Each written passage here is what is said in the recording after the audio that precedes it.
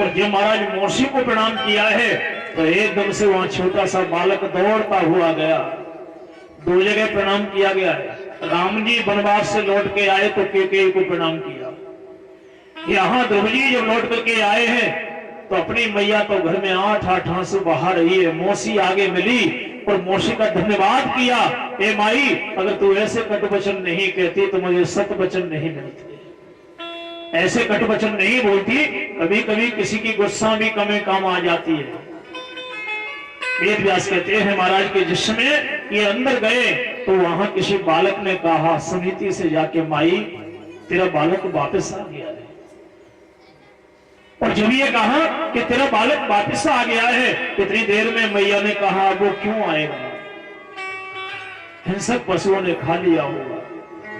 लेकिन हे नारायण, मुझे भरोसा है। जब जाकर के ध्रुव जी मैया से मिलने के लिए आए तो बुढ़ापे में मैया के स्तनों में दूध की धार टपकने लगी। ध्रुव जी को गले लगा लिया माँ ने, और ध्रुव जी को गले लगा करके एकदम से वहां मैया ने कहा कि मुझे नारायण पर भरोसा है और तुम नर बन करके गए, लेकिन नारायण सक्षम है। बहुत दिन राज करने के बाद में, उत्तम की मृत्यु के बाद में भी ये अच्छों से एक बार ध्रुव जी युद्ध करने के लिए जाने लगे।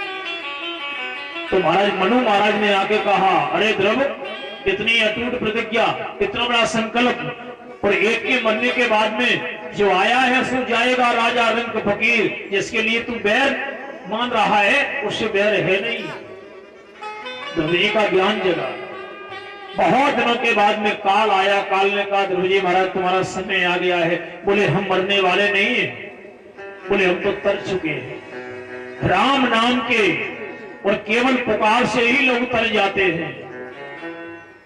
ज्यादा देर आगे कथा नहीं कहेंगे, नहीं तो लोग कहेंगे, बेड़ी वाले कहेंगे पंडित जी क्या करते हैं, एक भी खर्च नहीं होने देते 4 बजे तक, एक भी खर्च नहीं होने देते।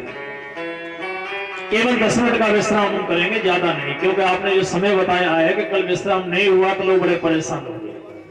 केवल 10 मिनट का। आगे कथा तो चीनी की बोरी है, जहां लगाओगे पर की मीठी निकलने वाली है। इसमें तो कोई खटास होता ही नहीं, नींबू का रस नहीं है, इसमें तो सब रसों में रस, आम का पका हुआ रस सुखदेव ने भर दिया है। ध्रुव जी महाराज जब जाने लगे तो मैया का विमान आगे लिया, अपना विमान पीछे किया और काल के सिर पर पैर रख करके गए। ऐसा भी तो कोई हुआ? आइए सब मिलकर के भगवान से निवेदन करते हुए आगे कथा को करेंगे। केवल 10 मिनट का विश्राम। बोलिए गोविंद भगवान की जय। लेकिन बीड़ी पीने के बाद में अपनी जगह पर आ जाए तब तो भलाई है। समझिए, ध्रुव जी की कथा सुनिए, और बीड़ी पीने के बाद वहीं चिलम लगे तो समझो ये बुराई है। आप ये मत माना गाय चिलम वालों के पीछे पड़ गए।